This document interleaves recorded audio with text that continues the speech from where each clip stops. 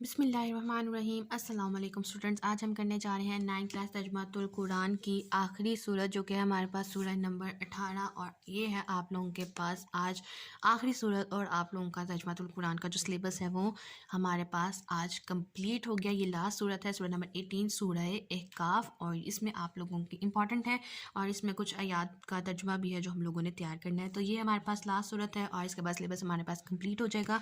Page number है 203 और आज हम डिस्कस करने जा रहे हैं सूरह अहकाफ डिटेल के साथ। सूरह अहकाफ मक्की सूरत है, इसे मार्क कर लीजिए एमसीक्यूज़ के लिए। इसमें 35 आयात हैं, यानी कि 35 आयात हैं। बहुत एक छोटी सी सूरत है हमारे पास। तारुफ अहकाफ का मायने है रेत के टेले। जिस जगह कौम आद आबाद थी इसे अहकाफ कहा जाता था क्योंकि वहाँ रेत के बहुत से टेले थे। सूरह अहकाफ की आयात 21 में इस जगह का जिक्र आया है। इसी मुनासबत से इसका नाम सूरह अहकाफ रखा गया है। आपसे पूछा जा सकता है एमसीक्यूज़ में कि किस आयत में, सूरह काफ की किस आयत में जो है कौम आद का जिक्र आया है। कौम आद का जिक्र आपके पास आया है सूरह अहकाफ की आयत नंबर 21 में। ये सूरत उस वक्त नाजिल हुई। अब किस वक्त ये सूरत नाजिल हुई, जैसे हम लोगों ने लास्ट टाइम देखी थी सूरह स्वाद और उसका एक ख़ास वाक़या डिस्कस किया था कि उस टाइम पे ये नाजिल हुई थी। इसी तरह सूरह अहकाफ का नज़ूल वक्त क्या है। ये सूरत उस वक्त नाजिल हुई जब जिन्नात की एक जमात ने हज़रत मोहम्मद सल्लल्लाहु अलैहि वसल्लम से कुरान मजीद सुना था। ये वाक़या हिजरत से पहले उस वक्त पेश आया जब आप सल्लल्लाहु अलैहि वसल्लम ताइफ से वापस तशरीफ़ ला रहे थे और नखला के मुकाम पर फजर की नमाज में कुरान मजीद की तिलावत फरमा रहे थे। तो इसके आपने मार्क करना इस पैराग्राफ को। शॉर्ट आंसर के तौर पे आपसे पूछा जा सकता है कि सूरह अहकाफ का वक्त नज़ूल बयान कीजिए, तो उसमें आप लोगों ने कंप्लीट पैराग्राफ को लिखना है। सूरह अहकाफ का खुलासा तौहीद, रिसालत और आखिरत का असबात और हज़रत मोहम्मद सल्लल्लाहु अलैहि वसल्लम को तसल्ली देना है। नेक्स्ट आ जाता है हमारे पास मज़ामीन। सूरह अहकाफ के शुरू में शिर्क की मजम्मत की गई है, फिर कुरान मजीद, रिसालत और आखिरत पर मुशरिकीन के एतराज़ात के जवाब दिए गए हैं। इस सूरत में वालिदैन के साथ हुस्न सलूक की तलकीन की गई है। इसे मार्क कीजिए एमसीक्यूज़ के लिए। हम लोगों ने जितनी तमाम सूरतें पढ़ी उसमें ऐसा कोई पॉइंट नहीं आया था। आपसे एमसीक्यूज़ में पूछा जा सकता है कि किस सूरत में वालिदैन के साथ हुस्न सलूक की तलकीन की गई है। उसका आंसर आपके पास क्या आ जाएगा, सूरह अहकाफ। माँ का ख़ास तौर पर जिक्र किया गया है। वो अपनी औलाद के लिए बहुत सी मुशक्क़तें बर्दाश्त करती है। औलाद के शुक्रगुजार होने और कुनात वाली ज़िंदगी गुजारने को इनकी बेहतरीन खूबी के तौर पर बयान किया गया है। जो लोग अपने वालिदैन से बुरा सलूक करते हैं उनके बुरे अंजाम से भी खबरदार किया गया है। अल्लाह ताला ने कुरान मजीद में अपनी इबादत के बाद वालिदैन से हुस्न सलूक को सबसे अहम करार दिया गया है। गोया हुकूकुल इबाद में सबसे अवलीन हक वालिदैन का है। इसे मार्क कर लीजिए कि हुकूकुल इबाद में सबसे अवलीन हक किसका है, वालिदैन का है। ये आपके पास एक इम्पॉर्टेंट एमसीक्यू है। नेक्स्ट आ जाता है हमारे पास कौम आद का जिक्र। तरीक़ से बुरे किरदार की मिसाल के तौर पर कौम आद का जिक्र किया गया है। ये कौम जज़ीरा अरब के जनूबी इलाके ओमान के करीब रहती थी। इसे मार्क कर लीजिए कि कौम आद किसके करीब आबाद थे, इलाका ओमान के। इन्हें अपनी जिस्मानी ताकत पर बहुत घुमंड था और आपसे पूछा जा सकता है कि इन पर अजाब क्यों नाजिल हुआ। इनकी जिस्मानी ताकत के घुमंड के ऊपर, यानी कि उन्हें बहुत गरूर था अपनी जिस्मानी ताकत पर। हज़रत हूद अलैहिस्सलाम ने उस कौम को अल्लाह ताला का फरमा बरदार बनने की दावत दी, लेकिन उन्होंने इनकार किया। फिर ये कौम अपनी जिस्मानी ताकत और गुरूर के साथ हलाकत का शिकार हो गई। सूरह अहकाफ के आखिर में जन्नत का हज़रत मोहम्मद सल्लल्लाहु अलैहि वसल्लम से कुरान मजीद सुनकर ईमान लाने का वाक़या है और आखिरत का तज़किरा किया गया है। ये भी आपने मार्क करना है कि जो जन्नत ने कुरान मजीद सुनकर ईमान लाए थे उसका वाक़या, उसका जिक्र किस सूरत में आता है, सूरह अहकाफ में। ये सूरत चूंकि सफ़र ताइफ के बाद नाजिल हुई, इसे मार्क करना। ये आपसे पूछा जा सकता है कि कौन सी सूरत सफ़र ताइफ के बाद नाजिल हुई, सूरह अहकाफ। इसलिए इसमें हज़रत मोहम्मद सल्लल्लाहु अलैहि वसल्लम का खुसूसी तसल्ली से नवाजा गया है और आप सल्लल्लाहु अलैहि वसल्लम को साबित कदम रहने का हुक्म दिया गया है। जन्नत का इस्लाम कबूल करना भी दरअसल अल्लाह ताला की तरफ से आप सल्लल्लाहु अलैहि वसल्लम की हौसला अफजाई की एक सूरत थी। नेक्स्ट आ जाता है हमारे पास इल्म व अमली नुकात।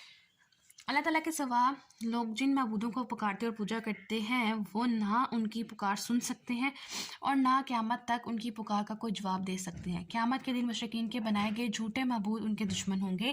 कुरान मजीद ज़ालिमों को अल्लाह ताला के अज़ाब से खबरदार करता है और नेक लोगों को जन्नत और इसकी नेमतों की खुशखबरी देता है। अल्लाह ताला ने इंसान को वालिदैन के साथ अच्छा सलूक करने का हुक्म फरमाया। वालिदैन के साथ अच्छा सलूक करने वाली साहिब ईमान اور نیک اولاد کو اللہ تعالیٰ بخش دے گا اور جنت عطا فرمائے گا۔ اللہ تعالیٰ آخرت میں کافروں کی نیکیاں قبول نہیں فرمائیں گے، ان کی نیکیوں کا بدلہ انہیں دنیا میں ہی مل جاتا ہے۔ جب جنات نے حضرت محمد صلی اللہ علیہ وسلم سے قرآن مجید سنا تو نہ صرف وہ ایمان لے آئے بلکہ انہوں نے اپنی قوم کے پاس جا کر انہیں بھی ایمان لانے کی دعوت دی۔ آخرت میں اللہ تعالیٰ کے عذاب کی شدت دیکھ کر لوگوں کو ایسا محسوس ہو گیا کہ وہ دنیا میں ایک گھڑی زیادہ نہیں رہے۔ یہ ہو گیا ہمارے پاس علمی عملی نکات، اور لاسٹ پہ اس صورت پہ ہمارے پاس حدیث نبوی صلی اللہ علیہ وسلم دی گئی ہے، اور یہ ہے ہمارے پاس صحیح مسلم کی حدیث نمبر 2548۔ اس کو دیکھتے ہیں کہ ایک مرتبہ ایک آدمی نے حضرت محمد صلی اللہ علیہ وسلم سے پوچھا، میرے حسن سلوک کا سب سے زیادہ مستحق کون ہے؟ آپ صلی اللہ علیہ وسلم نے فرمایا تمہاری ماں۔ انہوں نے پوچھا پھر کون؟ آپ صلی اللہ علیہ وسلم نے فرمایا تمہاری ماں۔ ان کے بعد انہوں نے پھر پوچھا کون؟ آپ صلی اللہ علیہ وسلم نے فرمایا تمہاری ماں۔ انہوں نے پوچھا پھر کون؟ پھر آپ صلی اللہ علیہ وسلم نے فرمایا تمہارا باپ۔ یعنی کہ 3 دفعہ آپ صلی اللہ علیہ وسلم نے جواب میں فرمایا کہ تمہاری ماں تمہارے حسن سلوک کی سب سے زیادہ حقدار ہے، اور چوتھے نمبر پہ آپ صلی اللہ علیہ وسلم نے پھر ارشاد فرمایا کہ تمہارا باپ۔ یعنی کہ ماں کی اہمیت کس قدر زیادہ ہے یہ ہمیں قرآن مجید سے بھی پتہ چلتا ہے اور حدیث نبی صلی اللہ علیہ وسلم سے بھی پتہ چلتا ہے۔ تو یہ ہم لوگوں نے ریڈنگ کر لی اور حدیث نبی بھی ڈسکس کر لی۔ آگے آ جاتے ہیں آیات کی طرف، اور یہ آپ کے پاس لاسٹ صورت تو ہے، اور لاسٹ صورت کے ساتھ آپ لوگوں نے اس کی جو ہے وہ آیات کا بامحاورہ ترجمہ بھی کرنا ہے۔ تو دیکھتے ہیں کہ کون سی آیات آپ لوگوں نے بامحاورہ ترجمے کے ساتھ یاد کرنی ہے۔ آیات نمبر 13 اور آیات سے لے کے آیات نمبر 15 کے بامحاورہ ترجمے کا امتحان لیا جائے گا۔ سب سے پہلے آپ نے کیا تیار کرنا ہے؟ سورہ کہف مکی ہے، آیات 35 سے رکوع کتنے ہیں؟ 4۔ اس کے بعد آ جائے پیج نمبر 207، یہاں پہ ہمارے پاس دی گئی ہے 13ویں آیات سے لے کے 15ویں آیت تک، اور آپ کے پاس سٹارٹ کہاں سے ہوگا؟ ان الذین قالوا ربنا، یہاں سے سٹارٹ ہوگا اور یہاں کے پاس جائے گا نیکسٹ پیج پہ سیکنڈ لائن تک وَإِنِّي مِنَ الْمُسْلِمِينَ۔ یہ یہاں تک آپ لوگوں نے ترجمہ تیار کرنا ہے۔ آگے آ جاتے ہیں، کچھ دعائیں ہیں جیسے حدیث نبی تھی، اس میں ہمارے پاس کچھ دعائیں بھی آتی ہیں۔ سب سے پہلی دعا ہے ہمارے پاس ایک ہی، سورہ کہف کی آیت نمبر 15 سے، اے میرے رب مجھے توفیق دے کہ میں تیری اس نعمت کا شکر ادا کروں جس سے تو نے مجھے اور میرے والدین کو نوازا، اور یہ کہ میں ایسے نیک عمل کروں جن سے تو راضی ہو جائے، اور میرے لیے میری اولاد کو نیک بنا دے۔ بے شک میں تیرے حضور توبہ کرتا ہوں اور بے شک میں فرما برداروں میں سے ہوں۔ آیت نمبر 15 ہے جس کا آپ لوگوں نے ترجمہ بھی یاد کرنا ہے، اور وہی آیت آپ کے پاس دعا کی صورت میں بھی آئی ہے، اور اس میں ہمارے پاس کچھ ذخیرہ الفاظ کے معنی ہیں وہ بھی دیکھ لیتے ہیں۔ وَسَّيْنَا، ہم نے حکم فرمایا، حملتہ اٹھائے رکھا، کرہن تکلیف سے، سلاسون شہرن 30 مہینے، اربعین سنتن 40 سال، احسانن نیک سلوک، امہ اس کی ماں، ودعتہ اس سے جنا، بالغا وہ پہنچ گیا، اوزعنی مجھے توفیق دے۔ نیکسٹ آ جاتے ہیں ہمارے پاس مشق کی طرف، اور اسی طرح ہم لوگ اپنے اس چیپٹر کو وائنڈ اپ کرتے ہیں۔ مشق ہے ہمارے پاس سب سے پہلے درست جواب کی نشاندہی۔ سب سے پہلا ہے MCQ، اعقاف کے معنی ہے ریت کے ٹیلے۔ اعقاف مسکن تھا قوم عاد کا۔ سورہ کہف میں حقوق بیان کیے گئے ہیں والدین کے۔ حقوق العباد میں اولین حق ہے والدین کا۔ قوم عاد کو بہت گمنڈ تھا جسمانی طاقت پر۔ نیکسٹ آ جائے مختصر جوابات پہ۔ سب سے پہلا سوال ہے سورہ کہف کو یہ نام کیوں رکھا گیا، اور اس کا آنسر ہے آپ لوگوں کے پاس پیج نمبر 203، ہیڈنگ تعارف کی۔ تعارف کی ہیڈنگ کا فرسٹ پیراگراف اعقاف کے معنی ہے، یہاں سے سٹارٹ ہوگا اور اینڈ ہو جائے گا، اس کا نام سورہ کہف رکھا گیا، یہاں سے یہاں تک اس کا میننگ آنسر آ جاتا ہے۔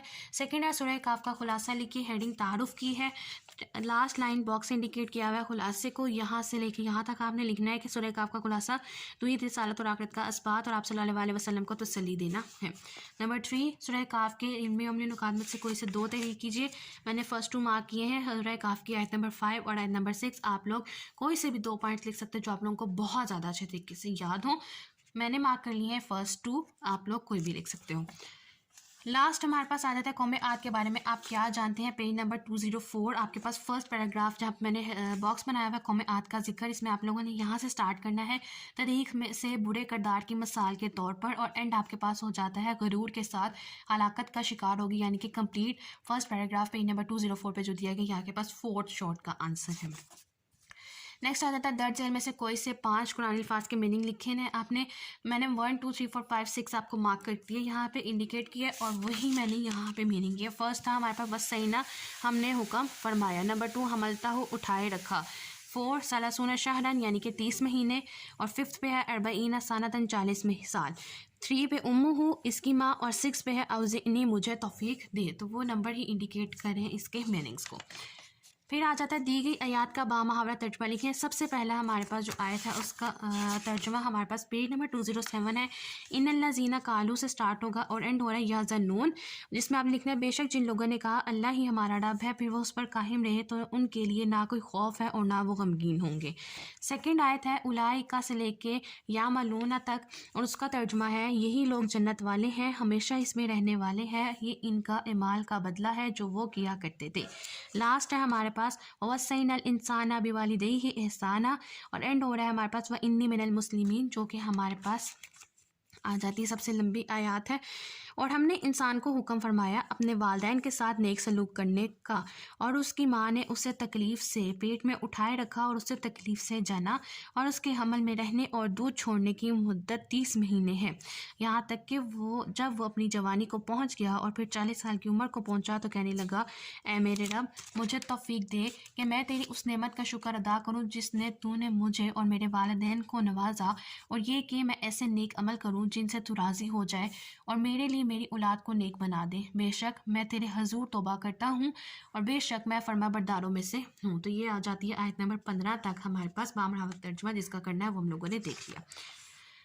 लास्ट पे आ जाते हैं सूरह काफ पर एक मुफस्सिल मज़मून तहरीर कीजिए, और मुफस्सिल मज़मून किस तरह से लिखना है हेडिंग के साथ ही लिखते हैं ताकि आपका आंसर ज़्यादा से ज़्यादा प्रेजेंटेबल हो सके। सबसे पहले आपने क्या हेडिंग देनी है सूरह काफ की, उसके बाद आपने हेडिंग देनी है तारुफ की।